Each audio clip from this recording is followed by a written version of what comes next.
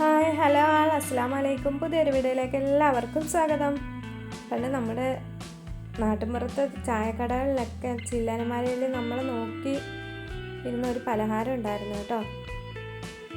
ഇത് കണ്ടാൽ പുട്ട് മുറിച്ച് വെച്ചേക്കുവാണെന്ന് തോന്നും, പക്ഷേ അതൊന്നും അല്ല. നല്ലൊരു പേരാണ് കേട്ടോ, തരിവട്ട്. അന്ന് ഇത് ഒരുപാട് കണ്ടിട്ടുണ്ടെങ്കിലും ഇതിൻ്റെ പേരൊന്നും നമുക്ക് അറിയത്തില്ലായിരുന്നു കേട്ടോ. പിന്നീടാണ് ഇതിൻ്റെ പേരിങ്ങനെയാണെന്നുള്ളത് അറിഞ്ഞത്. അപ്പോൾ ഈ ഒരു പേര് നമ്മളെ ഒരുപാട് കൗതുകം ഉണർത്തിയായിരുന്നു കേട്ടോ. അപ്പോൾ അതിൻ്റെ ഒരു റെസിപ്പിയാണ് ഇന്നത്തെ വീഡിയോ. അപ്പോൾ ഇത് ഉണ്ടാക്കുന്നത് റവ വെച്ചിട്ടാണ്. അപ്പോൾ ഞാനിപ്പോൾ ഇത് ഉണ്ടാക്കാൻ വേണ്ടിയിട്ട് എടുക്കുന്നത് 1.5 കപ്പ് റവയാണ്. അപ്പോൾ അതിലേക്ക് 1 കപ്പ് തേങ്ങ കൂടി ചേർത്ത് കൊടുക്കുന്നുണ്ട്.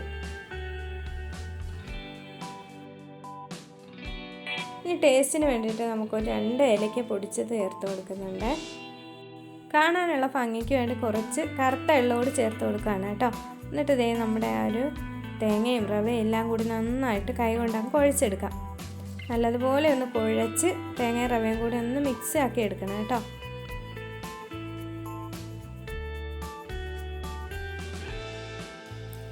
ഇനി ഒരു പാൻ അടുപ്പത്തേക്ക് വെച്ച് ഒന്ന് ചൂടായി വരുമ്പോൾ അതിനകത്തേക്ക് 2 ടീസ്പൂൺ നെയ്യ് ഒഴിച്ച് കൊടുക്കുന്നുണ്ട്.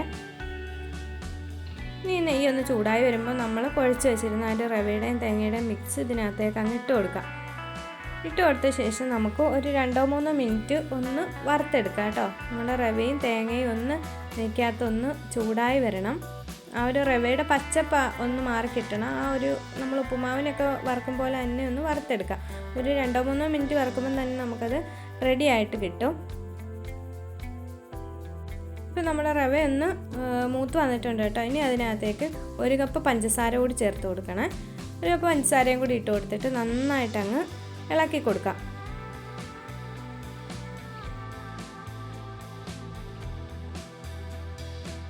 ഒരു 2 മിനിറ്റ് ഇങ്ങനെ പഞ്ചസാരയും തേങ്ങയും റവയും കൂടി ഇട്ടിട്ട് നമുക്കൊന്ന് ഇങ്ങനൊന്ന് മിക്സ് ആക്കിയിട്ട് എടുക്കണം.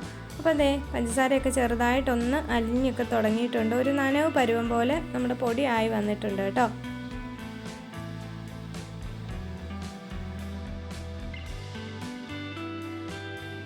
ഇനി ഈ ഒരു പരുവാകുമ്പോൾ നമുക്ക് അതിനകത്തേക്ക് ഒരു 2 ടേബിൾ സ്പൂണ് വെള്ളം കൂടി ഒഴിച്ച് കൊടുക്കാം കേട്ടോ. ഞാൻ പച്ചവെള്ളമാണ് ഒഴിച്ച് കൊടുക്കുന്നത്. ഒരുപാട് വെള്ളം ഒഴിക്കേണ്ട, 2 ടേബിൾ സ്പൂൺ ഒന്ന് ഒഴിച്ച് കൊടുത്താൽ മതി. കാരണം നമ്മുടെ പഞ്ചസാര ഒന്ന് ചെറുതായിട്ട് അലിഞ്ഞും കൂടി വരാൻ വേണ്ടിയിട്ടാണ് നമ്മൾ വെള്ളം ചേർത്ത് കൊടുക്കുന്നത്. അപ്പോൾ അതേ വെള്ളം കൂടി ചേർത്ത് കൊടുത്തിട്ട് 1 മിനിറ്റ് കൂടി ഒന്ന് ഇളക്കി കൊടുക്കാം കേട്ടോ. അപ്പോഴത്തേക്ക് നമ്മുടെ ആ ഒരു മാവ് ഈ ഒരു പരുവത്തിൽ കിട്ടും. ഈ ഒരു പരുവാകുമ്പോൾ നമുക്ക് ഫ്ലെയിം അങ്ങ് ഓഫാക്കാം.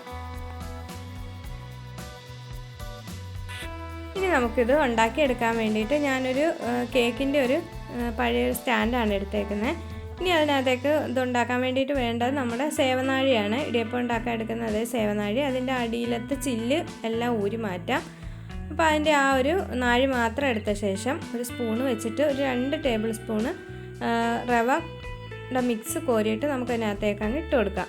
ഇട്ട് കൊടുത്തിട്ട് നമ്മൾ സേവനാഴിയുടെ മേളിലിടുന്ന ആ ഒരു അച്ചുഭാഗം അതിനകത്തേക്ക് ഇട്ടിട്ട് നന്നായിട്ട് മുറുക്കി അടച്ച ശേഷം നമുക്കങ്ങ് നമ്മൾ ഇടിയപ്പമൊക്കെ പീച്ചെടുക്കത്തില്ല, അതുപോലെ തന്നെ അതങ്ങ് കറക്കി കൊടുക്കാം കേട്ടോ.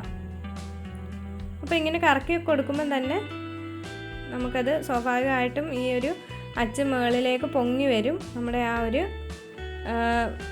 റവയുടെ മിക്സ് അതിൻ്റെ താഴ്ഭാഗത്ത് നല്ല ഷേപ്പിൽ നമുക്ക് കിട്ടും കേട്ടോ. നമുക്ക് പെട്ടെന്ന് തന്നെ ഇത് ഷേപ്പായി കിട്ടും. നല്ല സിമ്പിളായിട്ട് ഉണ്ടാക്കിയെടുക്കാം കേട്ടോ. നമ്മൾ എണ്ണയിലും ഇടാനും ഫ്രൈ ചെയ്യാനും ഒന്നും നിൽക്കണ്ട. അപ്പോൾ ഇതിങ്ങനെ ഒന്ന് ആക്കി നമുക്കെടുത്താൽ പെട്ടെന്ന് തന്നെ നമുക്ക് റെഡിയാക്കി എടുക്കാൻ പറ്റിയ നല്ലൊരു പലഹാരമാണ്. അപ്പോൾ ഞാൻ ബാക്കിയുള്ളതും കൂടി ഒന്ന് റെഡിയാക്കി എടുക്കുന്നുണ്ട്. അപ്പോൾ ഞാനിത് മുഴുവൻ ഇവിടെ ഉണ്ടാക്കിയെടുത്ത് വെച്ചിട്ടുണ്ട് കേട്ടോ. നല്ല ഷേപ്പിൽ നമുക്ക് കിട്ടിയിട്ടുണ്ട്. ഇനി ഇതിപ്പോൾ ചെറിയ ചൂടിലാണ് ഉള്ളത്. അപ്പോൾ നന്നായിട്ട് തണുത്ത് കിട്ടിയാൽ മാത്രമേ ഇത് നല്ല കട്ടിയായിട്ട് വരത്തുള്ളൂ. അതുവരെ നമുക്കൊന്ന് വെയിറ്റ് ചെയ്യാം.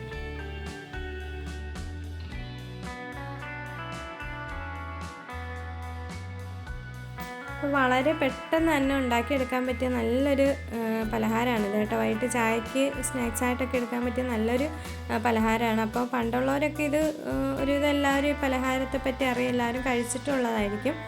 എന്നാൽ കുട്ടികൾക്കൊന്നും അറിയത്തില്ല. നമ്മളിപ്പോൾ മക്കളൊന്നും ഈ ഒരു ഐറ്റം ഒന്നും അങ്ങനെ കാണാൻ വഴിയില്ല. അപ്പോൾ ഇതൊന്നും മിക്കവാറും അങ്ങനെ കടകളിലൊന്നും കാണാറില്ല. അപ്പോൾ എന്തായാലും ഇതൊന്നും ഉണ്ടാക്കി കുട്ടികൾക്കൊക്കെ കൊടുത്തു നോക്കാം കേട്ടോ.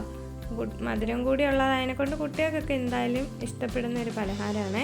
അപ്പോൾ എന്തെങ്കിലും നമ്മുടെ തരിവെട്ട് ചൂടൊക്കെ ആറി നല്ല കട്ടിയായിട്ടൊക്കെ വന്നിട്ടുണ്ട് കേട്ടോ.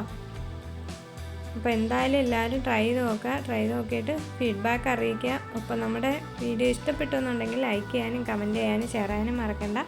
ഒപ്പം ചാനൽ സബ്സ്ക്രൈബ് ചെയ്യാതെയാണ് കാണുന്നതെങ്കിൽ സബ്സ്ക്രൈബ് ചെയ്ത് സപ്പോർട്ടോട് ചെയ്തേക്കാം. അപ്പോൾ പുതിയൊരു വീഡിയോ ആയിട്ട് നമുക്ക് വീണ്ടും കാണാം. അതുവരേക്കും എല്ലാവർക്കും ബൈ ബൈ. അസ്സലാമു അലൈക്കും.